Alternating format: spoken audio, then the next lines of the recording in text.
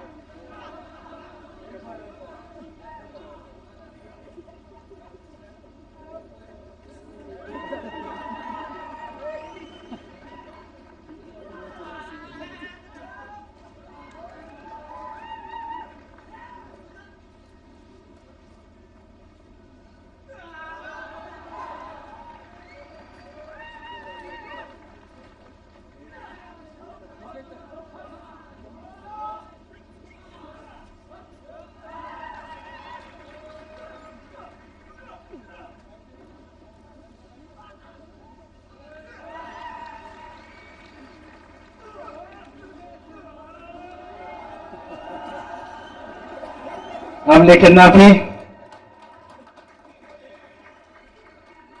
egaan jalqaba irratti akkamittiin warreen karaa cufanii jeequmsooman akkamitti karaa salphaatiin meeshaatuun fayyadamin hafuun danda'a kan jedhu agarsiisa yakkamtoota gurmaaniitiin nutti agarsiisaa turanii intaan sudhaan agarsiisa teekwaandootiin jeequmsa warreen kaasan yookaan immoo namoota karaa cufan karaa jeequmsa giddu galeessaa jechuudha teekwaandootiin akkamittiin hafuun danda'ama kan jedhudha amma immoo yoo cimaa dhufe koomaandootiin akkamittiin bittinneessuudhaanii rakkoon tokko osoo uumamiin osoo meeshaa tokkoon fayyadamin karaa kamiin yakkamtoota gurmaan bittinneessuun danda'ama kan jedhu eebbifamtoonni keenya guyyaa har'aa kan nutti agarsiisaa jiranii